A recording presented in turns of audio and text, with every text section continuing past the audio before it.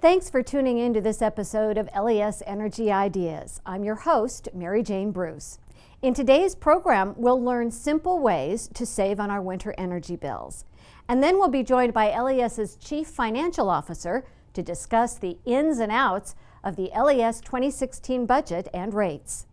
Later, we get an update on LES's groundbreaking renewable energy projects.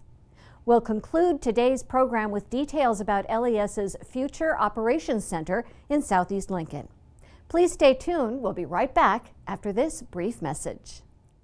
It's no secret that Lincoln is one of the best cities to live in Nebraska. Your donations to Lincoln Cares have played an important role in making Lincoln what it is today. Donating to Lincoln Cares is now different and easier than ever. If your Lincoln Cares donation is not already part of your monthly LES bill, you need to enroll today. Simply adding $1 helps to improve Lincoln's parks, libraries, and programs for older adults. Enroll today at lincolncares.org or call LES at 402-475-4211. As we battle against the ice and snow, I like to remind myself that if there wasn't winter, spring wouldn't be as sweet.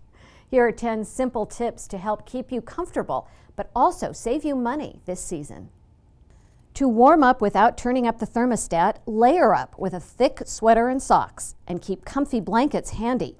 Area rugs are great for providing insulation between you and the chilly floor. When it's sunny, open your curtains to help naturally warm your house. But when it's cloudy or the sun goes down, don't forget to close them to help keep the heat in. Set your thermostat at 68 degrees when you are home.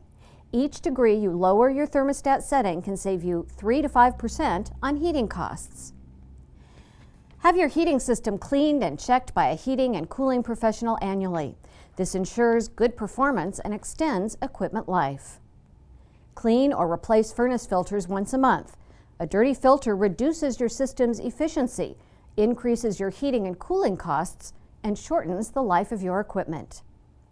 Keep your family safe while you save energy. Set the temperature of your water heater to the warm setting, or 120 degrees. Keep windows tightly latched to reduce air leakage through gaps around window sashes. And seal air leaks by caulking and weather stripping doors and windows. If you have ceiling fans, they can help keep you comfortable in the winter too. Just set them on low and be sure they are running in a clockwise motion to gently push the warm air down from the ceiling. An improperly operating, damaged, or plugged dryer vent can extend the time it takes to dry your clothes.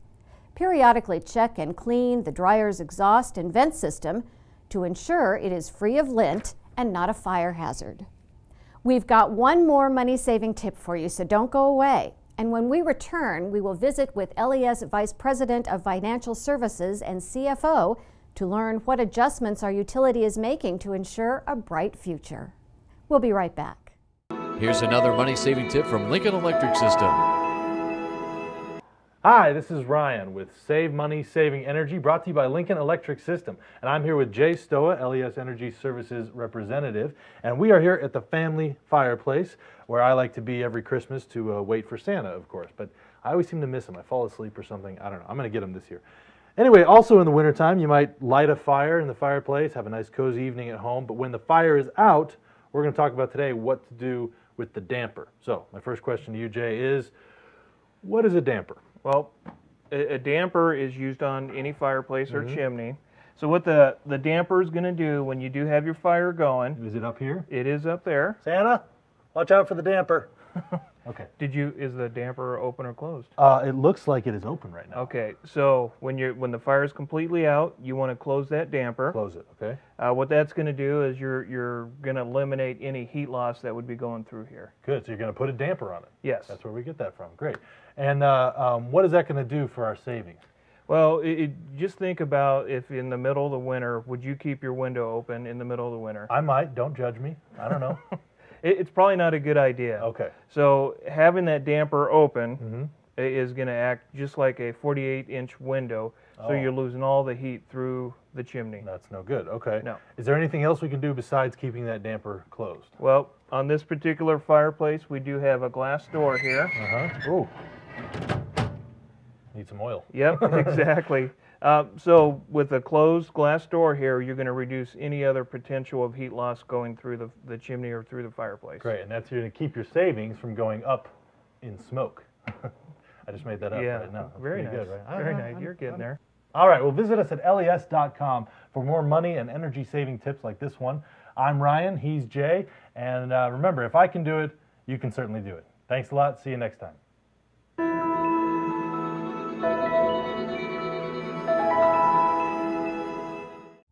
Welcome back. With us today is Lori Puskas, LES Chief Financial Officer. Thanks for joining us. Thanks for the invitation. I understand you have some good news. LES was able to avoid a rate increase for 2016. That's true. It's the second year in a row that we will not have a rate adjustment. That's wonderful. Now, with prices of other goods and services going up, how do you manage to avoid raising rates? Well, we employed a couple different tools in managing to a 0% rate adjustment. Because if you looked at underlying at our expenses, you would see that our budget of $380 million is up about 10% over 2015. And what we have offsetting that increased expenses was we have some increased wholesale revenues. So that helped offset partially the need for a rate increase. Then we also received a settlement from a lawsuit, and we are using a portion of those funds to offset the rate increase. It's our way of giving those monies back to our customers. The other piece that we did was that we reduced our Sustainable Energy Program funding by $1 million for 2016. So with those three things together and some other internal cost-cutting measures, we were able to get the rate increase negated. Now, we've talked about the Sustainable Energy Program on this program before because it's very popular. But since it's so popular, why did you, LES, decide to reduce the incentives, the amount of incentives that are given to customers? Well, that's a great question. And the SEP program, Sustainable Energy Program, we know it's very popular with our customers. And so we had a lot of discussions before we made this decision. But there were some major contributing factors to that decision. The first one was one of the programs that is within the SEP program was a lighting program to incentivize some certain lighting. And we are eliminating that program in 2016 because that lighting has become the standard. And in the past, that lighting program was about 20% of the incentive payments. So that was a big piece of the incentive payouts that we were no longer going to have that program. Then the other thing is we've got a review going on right now of all of our SEP programs because we want to make sure that we have the right programs and we're paying the right incentives and getting the best benefits for LES and for its customers. So in considering both of those, we thought it made sense to take a break for a year, step back, make sure what the right amount was for the SEP, and then in 2017, most likely it will be back up to the $4 million. Sounds good. Are there any other changes that customers need to be aware of? Well, we are undergoing right now a little bit of a changing to our rate structure. And a couple things is important to note, I'm going to explain a little bit about that, is that this is net neutral to LES. So LES does not receive any additional revenues from this rate restructuring. And the other thing to keep in mind is this rate restructuring that I'm going to talk about only pertains to customers that don't have demand meters. So that's residential customers, heating service customers, and small general service customers. And this change that we're doing is really something that's being looked at by a lot, probably the majority of the utilities across the United States.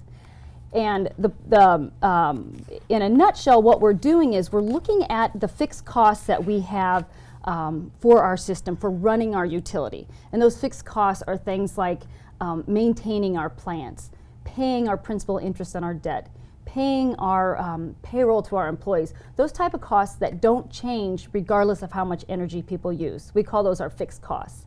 Well, a lot of those fixed costs are collected from our customers in the energy, the part that they pay for energy, and which the energy charge is a variable charge. So it goes up and down based on how much customers use. So we really have a little bit of a mismatch from the type of cost and the way we're collecting it.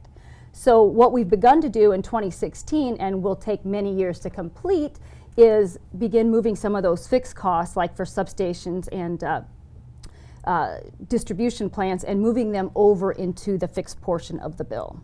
So if the energy charge on my bill each month goes up and down depending on how much power I use, what exactly is the customer charge? Okay, so the customer charge is that fixed charge that you see on your bill each month. Right now it's $11.15, and it's collecting for some of our fixed costs, like meter reading and customer service. Those types of things right now are being collected in that customer charge. Okay. Why is it necessary to make these changes?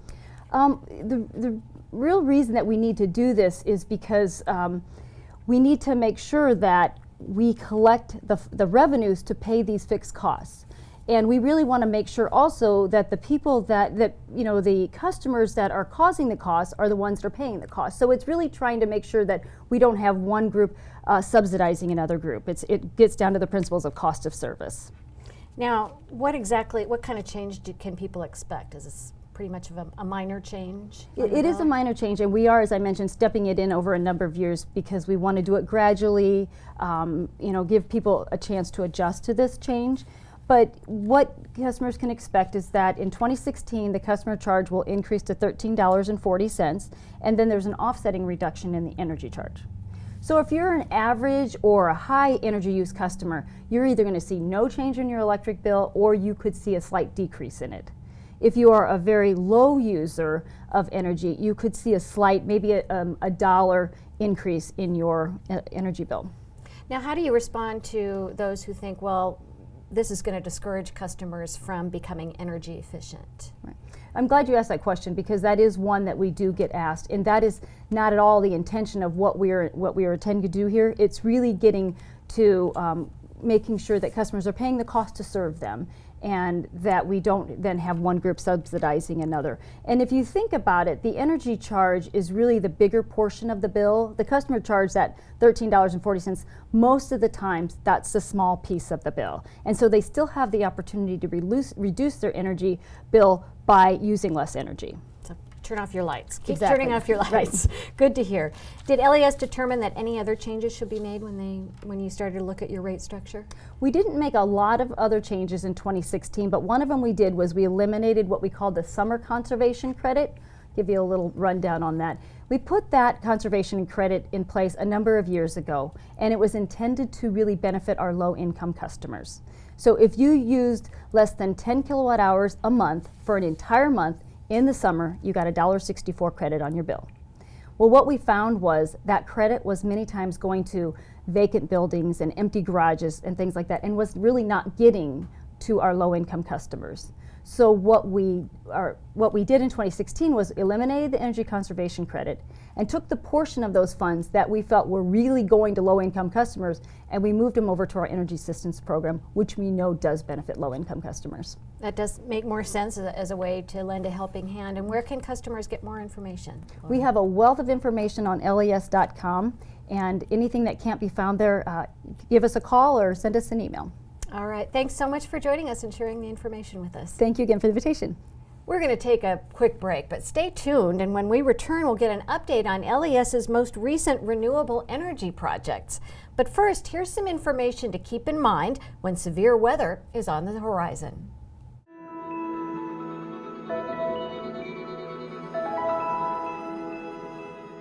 Hello, I'm Paul Chris from Lincoln Electric System. It's easy to take electricity for granted. It's there for us day and night. But we all know that Mother Nature and other situations can cause power outages. For those who have oxygen or other home medical equipment that relies on electricity, it can be a matter of life or death when the power supply is interrupted. First, if you have a true emergency, call 911 right away. The second point to remember is that LES needs to know about your outage. Don't assume that others have called. Call the LES power line at 1-888-365-2412 anytime, night or day. Third, plan ahead and make sure you are ready for an emergency. The American Red Cross and other agencies can help you prepare for a crisis. It's important to have access to a battery-powered radio during an outage so you can receive the latest information from LES. If you need electricity for essential medical equipment, you must plan ahead for backup power. Ask your medical equipment provider for information. Portable generators can be used to keep needed equipment operating on a temporary basis, but be very careful to make sure you are using it properly. Always read and follow the manufacturer's instructions. When an outage occurs, LES will work hard to restore power to the connection point on your property. But from that point, Another connection supplies the power to your home, and maintaining that second connection is the job of the property owner. If it has failed, or if your meter has been damaged or pulled away from your house, you'll need a professional electrician to restore power. It's also important to have a list of emergency numbers that you can call for help. Remember, if you have home medical equipment that requires electric power, you must think ahead and be prepared. Welcome back. Joining us now is Scott Benson, LES Manager of Resource and Transmission Planning. Thanks for joining us. Well, thanks for having me. Now, you were here not long ago to discuss LES's headline-making renewable energy contracts. So could you give us a little background on the contracts? Sure. In December of 2014, LES signed contracts for 2 new wind energy projects. The Buckeye Wind Energy Center, located in Kansas, and that facility is 100 megawatts in size, and the Prairie Breeze 2 Wind Energy Center, located in northeast Nebraska, and it's 73 megawatts in size. And both those projects were expected to be in place for 2016. And that's not all that you're expecting, is that correct? That's correct. In 2013, actually, LES signed a contract for the Arbuckle Mountain Wind Farm down in Oklahoma. That's 100 megawatts in size, and it's also expected to be in place by 2016. When you take those 3 new wind projects and kind of roll them in with our existing wind portfolio of 30 megawatts, it means we'll have a total of over 300 megawatts of wind in 2016. Sounds like this is a 2016 is a monumental year for LES. Tell us about the benefits that we're going to get from all of these projects. Well, our portfolio is going to look a lot different when these projects come in. Back before these 3 wind contracts, LES produced enough from our renewable resources, primarily hydro and landfill gas, to produce about 12% of our total annual retail sales. Once these contracts come online in 2016, we're projecting that our renewables will be able to serve about 48% of our total annual retail sales. So it's really diversified and expanded our portfolio, and that brings some benefits with it. First and foremost is financial. We really expect these wind contracts to be a financial benefit to our customers over the 20 to 25 year term. And then besides the obvious environmental benefits, we also think they'll work pretty well and position us well for compliance with future environmental regulations. And finally, anytime you can add renewables at a set contract price, it acts as a quality hedge against potential rises in costs at your fossil resources, like our existing coal and natural gas plants. Sounds great. Now, talk a little bit about how all the projects are going. They're right on track right now. The Prairie Breeze 2 project in northeast Nebraska is undergoing testing and is expected to be commercial soon. The Buckeye project in Kansas actually went commercial in October, and the Arbuckle Mountain project in Oklahoma actually went commercial in November. Interesting thing about that Arbuckle project is the process they have to go through to do the excavation for the wind turbines. We could talk about it, but I feel a little bit like a movie star at the Tonight Show, but I brought a clip along with me if you'd like to see some video of that process. You bet.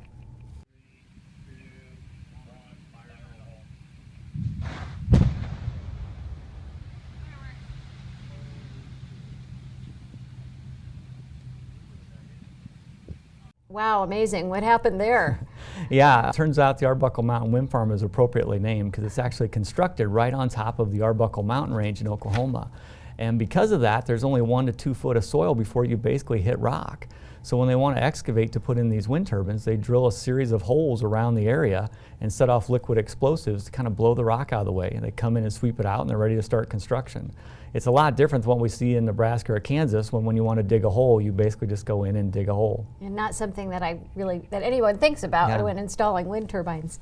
Now, another piece of LES's 2016 renewable energy pie is the community solar project. Tell us a little about that. Yeah, that's progressing well also. The developer right now is working in conjunction with their financing partner and contractor to kind of tweak the final details of the design, and they expect to start construction in February 2016, weather permitting. And if all goes well, it should be commercial by June of 2016.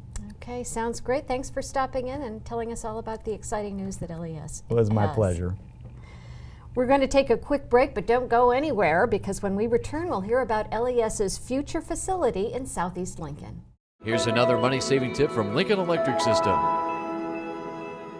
Hi there, I'm Ryan with Save Money, Saving Energy, brought to you by Lincoln Electric System. And this is Jay Stoa, LES Energy Services Representative. Now Jay, in the wintertime when it's chilly outside, I want to be warm and comfortable when I'm down in the basement watching TV, watching my soap operas, my football, sports of some kind, of course. So what is a good temperature to set the thermostat at in the wintertime? In regards to energy savings, Yeah. I would recommend about 68 degrees. Okay. I do know when I'm watching football. Yeah, like I do Yeah, all the time. sure. Uh-huh. That's what you said, 68 right? degrees is probably a very good setting for energy savings. And what kind of savings will that get us? One good rule of thumb, every degree that you lower your thermostat, you're going to save anywhere from 3 to 5% on your heating costs. Nice, that adds up. That's good. Now, does that stay true even if I'm going to be gone for a while, or like at work, or if I'm sleeping? You know, keep it at 68 degrees. Actually, if you know you're going to be gone for more than 4 hours, you said you work, so Yeah, sometimes. so I would assume you have a good set schedule. One way you can do that, rather than doing it by yourself, there's a device called a programmable thermostat, Ooh. and it will automatically lower those temperatures when you're gone. You Okay. can set it as low as 60 degrees, and this is a very good opportunity for additional heating savings. Now, is that complicated, programmable thermostat, like programming VCR, or? 'Cause I never did well with that. Actually, the newer programmable thermostats, I think they're so easy, you could even do it. Wow, that's impressive. Okay, and of course, remember, if you're just naturally hot like some of us, then this isn't a problem, right? You know what I'm talking Well, for you, Right. sure. about. All right, join us at les.com for more money-saving tips and energy-saving tips. He's Jay, I'm Ryan. Remember, if I can do it, like he said, then you can definitely do it. See you next time. Thanks.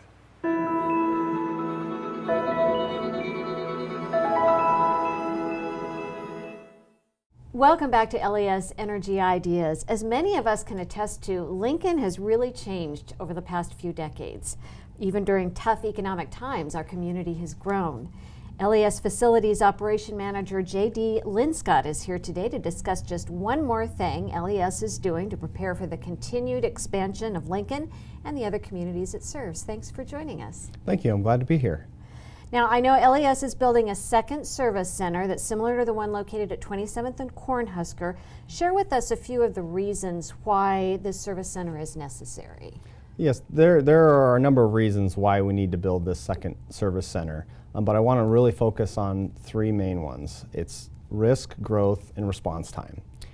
With risk, currently at our North Service Center, we house all of our equipment, tools, materials, and trucks out of that north location. So if during a natural disaster event such as a tornado were to take out that whole facility, we would be very hard pressed to be able to serve the community with not having the access to that facility. Now, growth, the city of Lincoln, as you mentioned earlier, the city of Lincoln continues to grow towards the south and to the east. So with this second service center, this will allow us to dispatch crews from both the north and the south location. So we'll better serve those customers in the south, which will allow for better response time to outages, but also provide a little bit more efficient way to conduct our normal day-to-day operations because we're closer to where the work is. And like I mentioned before, that response time is involved to both because of the response time to outages, but also the response time to our normal day-to-day work. Where exactly will this new service center be located? New service center will be located on the southwest corner of 98th and Rokeby Road. Just in February of this last year, LES signed a purchase agreement to purchase this 116-acre site for approximately $3 million. Now, we wanted to do our best to ensure that this site would serve the community well for the next 40-plus years and was also in the best interest of our customer owners. That does seem like a ways out there. Why was that location chosen? It does.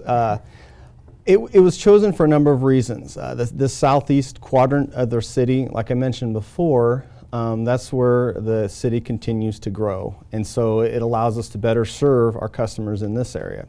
It also allows us improved response times to outages in the area, along with having a more effective use of our resources to respond to normal day-to-day operations closer to this work. We were looking for an available parcel that was at a minimum of 80-plus acres and also in an area that is not prime development area. And as previously noted in that, the reduction of risk, having to be able to split our workforce's equipment, trucks, allows us to not have all our eggs in that one basket. Okay. Now, how much will it cost to construct this new facility? Based on a 2013 facility study by one of our consultants, the total project estimate is $72 million, with $50 million of that total cost being just for construction. Now, that proposed budget does include the cost to improve the county road along Rokeby Road between 84th and 98th Street. I have to say that this is a preliminary estimate, and in the future we'll have a little bit more confident estimate as we go along in the design process. Sure. Now, would it have been more or less if you'd been able to build downtown? Well, certainly the land cost would be much higher, but when we're looking at a facility to house, a minimum of 80 acres, it's just hard to be able to fit that in a highly dense area. And plus, in considering the nature of our facility is also going to have a more industrial look to it. Now, I'm sure a lot of customers are going to wonder who is paying for the new operations center, and will this mean there is a rate increase? Well, our LES customers, both inside and outside the city limits, will pay for the construction of this facility through the electric rates. This is the same as is the case for any other infrastructure improvement project that LES does. Now, while customer rates may increase in the future years, other factors will more likely be the major drivers of any proposed increase. Okay. Now, when is LES estimating this project will be completed? We've got scheduled construction to start some of the preliminary site work here in the spring of 2016, with the hopes to start some of the underground infrastructure and foundation work here fall, winter of 2016. And our completion, we're hoping to be in the new facility here late in 2018 or possibly in the early 2019.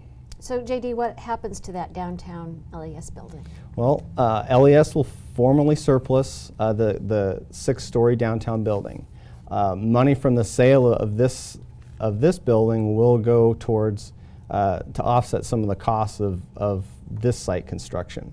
We believe that it was prudent for us to not continue to pay for the cost of ownership and maintenance of 3 buildings when we only really need 2. So what does this mean for customers who like to use that downtown office, go there and pay their bill?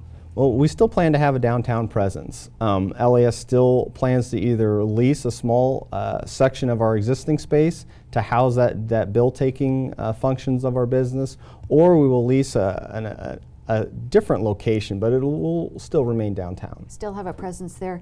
And what happens to the 27th and Cornhusker location? You keep that as well? Yes, we will. We will plan to house equipment, personnel, and trucks at the north location also. All right. Is there an opportunity for customers to give their input about this new facility? Yes. Just like many of our other construction projects, we do greatly value the input that we receive from our customers. So we are planning on having an open house, which customers or neighbors will be able to come in and give us some feedback and comments, and also get an update on how the construction progress is progressing.